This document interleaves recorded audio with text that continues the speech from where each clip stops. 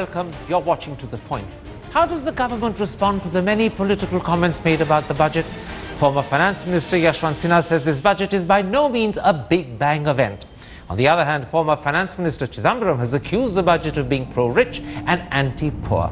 In part two, the Minister for Coal and Power, Piyush Goyal, will respond to those criticisms as well as some of the key comments made by economists and the financial dailies. But first, how has the budget been received by the international investor community? They are, after all, a key target that Mr. Jaitley was seeking to attract. But has he succeeded or has he disappointed them? That's the first discussion tonight.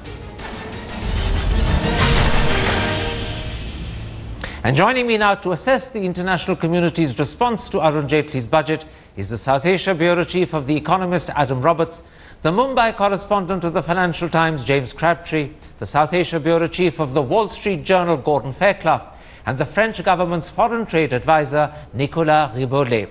Adam Roberts, let's start with the fiscal deficit target, which, as you know, has been pushed up to 3.9% instead of the FRBM target of 3.6%. And now we're only going to reach 3% 1 year later in 2017-18. Will the international rating agencies accept that? Or could there be a threatened downgrade or at least the postponement of a possible hoped-for upgrade? Well, I don't think that the rating agencies, the outsiders, will be too pleased to see the deferment. On the other hand, as long as the figures are credible, as long as it looks like there's no fiddling of the figures like seemed to happen in previous years, I think they'll accept this one time. I think there's a concern that this target is actually hit, that there's no messing about in the books, but if it's stuck to on this rate, I think there won't be a panic about this. Gordon Fairclough, the Finance Minister says that in fact the additional 0.3% on the fiscal deficit is entirely intended for investment, mainly for infrastructure investment, and there's no doubt that he's announced 70,000 extra crore for infrastructure. He's announced a national investment infrastructure fund of some 20,000, and then there's a lot more, such as revisiting the PPE model, tax-free infrastructure bonds. How do you and how will your readers in America respond to this push in terms of infrastructure? I think that's going to be perceived as good news. It's certainly a big problem that India's had. There's an incredible infrastructure deficit here. I think that if you are going to slip on your deficit targets, that's something that investors would like to see you putting money into. So I think people will look at that as paying dividends for India down the road. So then, in answer to what you heard from Adam Roberts, will this in a sense appease some of the concern that international rating agencies have when they see that there's a slippage in the fiscal deficit target? I think so too. I think that, you know, as people look at whether Mr. Modi is going to be able to get his Make in India initiative off the ground, one of the big questions is, will India be able to build the infrastructure needed to make that happen? And so I think that this is going to be seen as going in that direction. The real question, though, is, are they going to be able to take this money and actually spend it and build the infrastructure that they're promising? Because we've seen the government's already falling behind on some of its previous allocations for road building and other things. I'll come to that question of delivery in a moment's time. But first, Nicolas Riboulet, one area where, in fact, the Finance Minister has gone back on a promise that he made in his first budget last year in July is this question of reducing subsidies. Last year in July, he appointed the Bimal Jalan Commission. They were going to give the government advice on how subsidies should be cut. That Commission has submitted its interim report. But beyond reducing the oil subsidy, and that's entirely reduced because the oil prices come down, actually food and fertilizer have gone up by 10,000 crore almost compared to last year. To what extent is that going to be an issue of concern for investors, that A, he hasn't kept a promise, and B, the opposite seems to have happened as far as food and fertilizer is concerned? Clearly, a question of subsidies is a critical one. I don't think that it will be the main point of concern for international investors, but it's clearly a point that India has to sort out. I think the expectation from the international side is more than the numbers today, is effectively sorting out the distribution of subsidies, because I think there are still big issues in terms of the subsidies reaching their final destination. So I think on that front there's still a lot of work to be done. But I think it's probably just a realistic approach from the finance minister, and there's probably a bit more time or some more time required on that front for subsidies. And I think international investors would accept that subsidies matter is so significant for India that it cannot be sorted out overnight. So the interesting point I'm making is that it's not really the quantum of subsidies that matter to international investors so much as targeting them better and ensuring that leakages come down. Exactly. One area where, in fact, James Crabtree, the finance minister, has acted and he has given a distinct fillip to industry is the announcement that corporate taxation will be cut from 30% to 25%. But the catch is that this process will only start next year and it could take up to 4 years to complete. Do you, and through you will your readership in England, see that as a firm commitment, or do you view it as somewhat of a post-dated check that can only be credited when it's actually encashed, and who knows when that encashment will precisely happen? I mean, it seems like a reasonable commitment to me. I wouldn't doubt it. I think people will judge them if they go back on it. But if you want to see how impressed the corporate sector and international investors were with this budget, you only really have to look at the market reaction on Saturday and today. The market has been dead flat at a moment when international investors are desperate to put more money into India, because India seems to be the most exciting growth story of all the major emerging markets.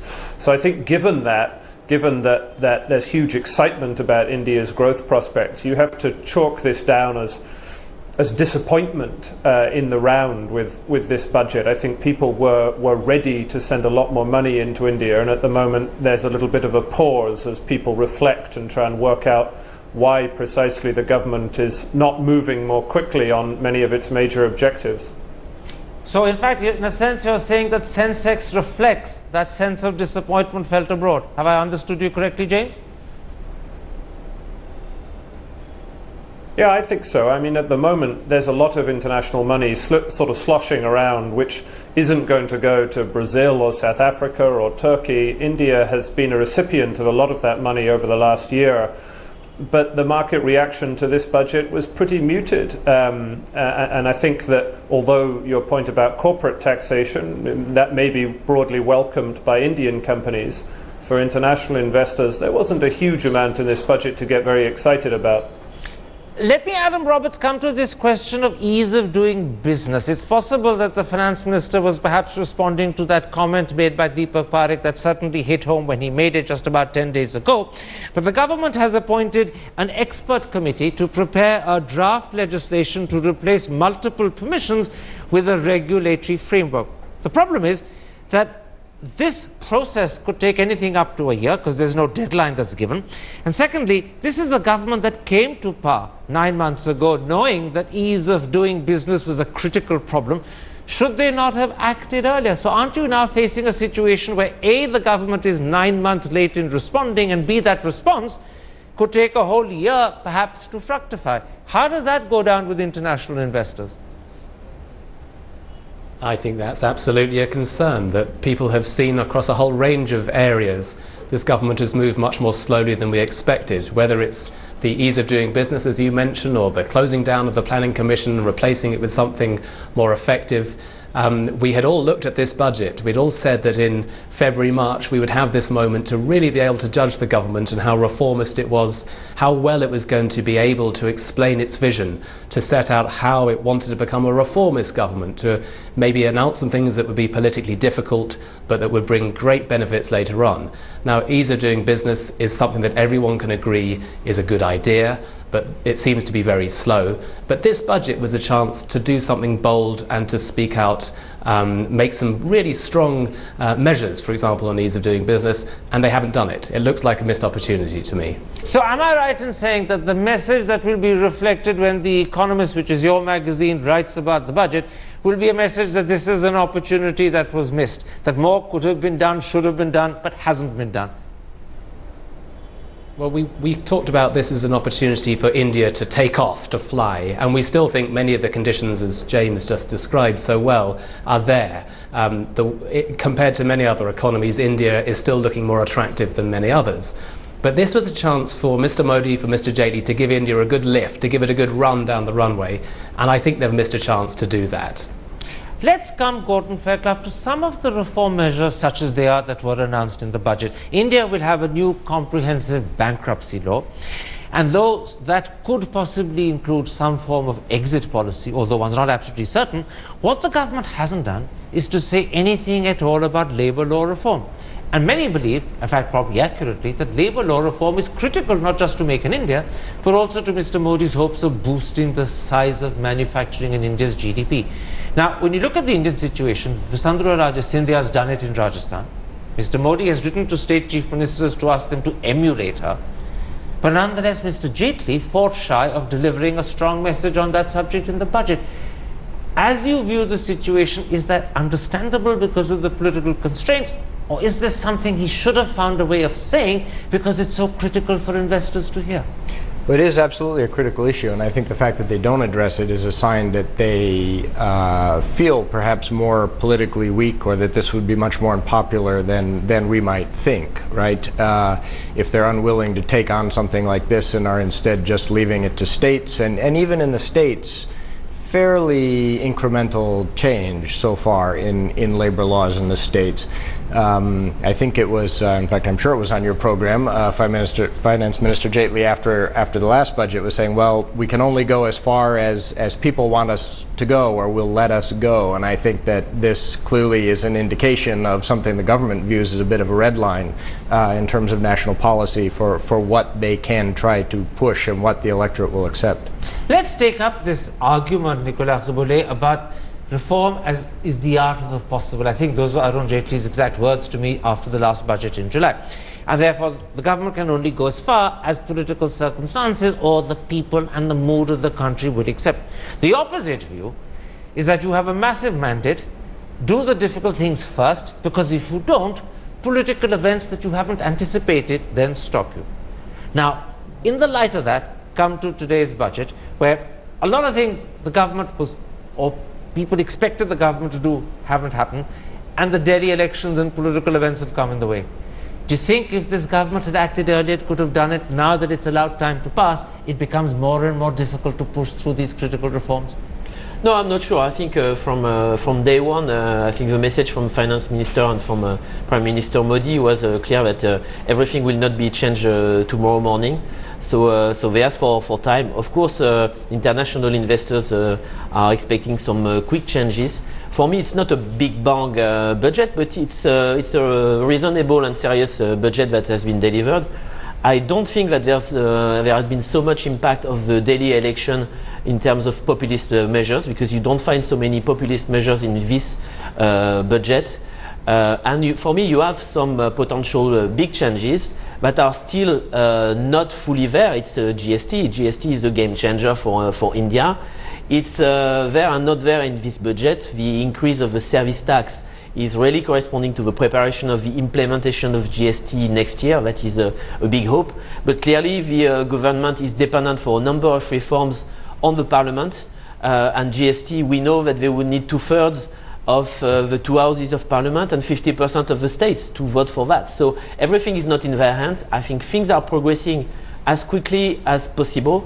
But for me, that would be that's a big point to follow in the coming few months, is the ability to deliver and to implement the changes. It's, promising in a budget to do 100 things is one thing, but having a big measure like GST on next year, I think that would be a game changer for India. You know, the impression I get when I hear you speak is that you're a lot more understanding of the government's constraints, and if I can also add, perhaps a little less critical of their failure to deliver the big reforms that people were hoping for, which haven't happened, than the others. Have I understood you correctly? Yes, but there's one difficulty or critical factor for international investors in India, notably for FDI, it's time.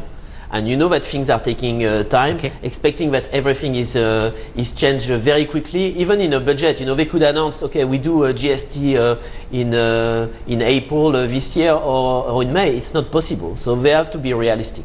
Now, James Crabtree, I'm moving on to other so-called alleged reforms, which some consider important, others have differences of opinion about. There is a whole set of reforms in the financial services area. There's going to be a public debt management committee, there's going to be a monetary policy committee, and they're going to amend the RB Act to facilitate those. But there was very little said by the finance minister about recapitalizing public sector banks. If I've read the budget documents correctly, all that's been allocated for that purpose this year is 8,000 crore compared to the 7,000 crores that was utilized last year. And that's it. Now, if I recall his last budget, Mr. Jaitley actually was talking about a significant disinvestment of bank shares which we sold to the public to facilitate better recapitalization. That seems to have disappeared from the budget this year round. Are you disappointed, or do you think that this is understandable? He said it once, he doesn't have to keep seeing it year after year. Well, actually, to give them their credit, the government has slightly changed for the better their previous policy on bank recapitalization, which is that they're giving more money to the better banks and less to the hopeless banks. The problem is that they haven't grasped the nettle of selling down stakes in the public sector banks below 50%, effectively moving them towards private ownership and sort of freeing them of their current status, given that there isn't going to be enough money to go around to recapitalize them in any other way. And that seems to be part of a broader pattern, which is exactly what Adam talked about, which is that across a whole range of areas, this government is moving forward gradually in the right direction. But Mr. Modi doesn't seem to be any great tearing hurry. And as you said in your previous question, if you don't hurry up, the chances are that something political will go wrong, or the oil price will go back up, or whatever it might be. And this benign moment in which India finds itself, that is a really ideal moment to introduce politically difficult reforms, could be missed. Is impatience therefore growing outside India in the international investor community? Or is there still understanding? Well, no, as I said, I mean, I think there's a huge amount of excitement about India at the moment. It's one of the few emerging market success stories, and I think that's really only going to continue because India's growth is going to keep going up. China's is going to keep declining slightly, and so India will continue to look positive. But in the end, this will be happening despite the government rather than because of it, or at least the government will be making only a marginal contribution, and so it could be doing so much more. Something, Adam Roberts, that many international investors were not just hoping for but extremely keen to see was the reversal of the retrospective taxation amendment that UPA brought about last year. Mr. Jaitley simply promised there would be no more retrospective taxation, but the statute that gives him the power to retrospectively amend remained on the books. That didn't satisfy international investors, so there was a hope that this year around maybe Mr. Jaitley would bite that bullet. But once again, he hasn't. He's reiterated the old promise not to do it again, but he's retained the power if he needs to use it, and it's there, even though he promises he'll never use it. This time round, are international investors prepared to accept the reiterated promise? Or is there still going to be concern that that law remains and it hasn't been revoked? Well, quite evidently there will be some concern that it hasn't been fully revoked. If you had to pick one issue that blew up in the face of the UPA back in 2012, I think it was, with Pranab Mukherjee as the finance minister, one thing that became emblematic of the failure of the previous government to handle the economy carefully, it was this issue precisely. So we all expected with the first budget back in July that Mr. Jaitley would make a very clear statement that he wouldn't do anything like this, and in fact he was scrapping all such retrospective efforts. Now he has, as you say, made a partial move on this, and it's good that the government, for example, isn't appealing various court cases which involve this matter. So I think investors won't be too spooked, but it would be all the better if they'd gone further and really drawn a very clear line between the mismanagement of the previous government and the future. Let me try and come, Gordon Fairclough, to get you to paint for me the big picture as you see it. The finance minister began his speech by saying, and I'm quoting him, "Incremental change won't take us anywhere. We need a quantum jump." Has he done anything, or has he done enough to make for that quantum jump? I don't think so. I think they've had a bit of expectation management issue, and I found it kind of funny that he would say that at the beginning of a speech that then went on to enumerate what were by and large a series of incremental changes. But I do get the sense that when you talk to these guys, what they feel they're doing is building a foundation from which they will be able to jump in the future. They've inherited a very rickety foundation that they're standing on, and they're trying to get that shored up and strong enough so that it will serve as a base for India to make this leap in the future. And for them, I think probably right now the main audience is not the audience that we write for overseas, but the one at home. But it's the local domestic businessmen, and they've got to convince them that they should be investing their money here in India, nowhere else, to get this economy going. Adam Roberts, the finance minister, also began his speech by quoting from, I think it was your magazine, when he said that this was India's chance to fly. Now, after the budget, do you see India spreading its wings and soaring to the stratosphere? Or do you think that once again, perhaps this is going to be a bit of an Icarus act? Well, I think I see it beating its wings a little bit more vigorously than previously, but it's not really up in the stratosphere yet. It's sort of getting off the ground, maybe a little bit stronger than it was, but this isn't really the dramatic emergence that we were hoping for. This is a modest, gradual improvement. It's not the breakout that we were hoping for. Nicolas Riboulet, but running short of time, so I'm going to ask you for a brief answer. To what extent are you worried that all the promises, and you were much more positive in your response to them than others, will actually be delivered? Or is there a big question mark about the centre and, more importantly, the states and delivery? Well, of course, there's a question mark about the ability to go through Parliament and to go through the states. GST, as I mentioned, is one of these matters. The land acquisition bill, that is an important change that the government wants to implement, is also dependent on the Parliament. So on this side, yes, of course, there's a risk and a question mark. But I think we should not forget that we are today, India is today in a situation that is great in terms of the level of growth, the decrease in inflation rate, the decrease in the fiscal deficit, the decrease in current account deficit. India is in a very strong position now, which means that, okay, the budget, you can always say that there could have been much more, but I think overall it's satisfactory. Challenges are still there. For you, for sure, the glass is half full. Yes, yes. Let me put it like this, James Crabtree. If the Land Acquisition Amendment Ordinance either fails to translate into a bid, and you know the problems it's facing in the Rajya Sabha and also probably within Mr. Jaitley's own parivar, if I can so phrase it, or if it's diluted so that it then gets passed, what sort of message would that send international investors, and how negative would it be? A quick answer.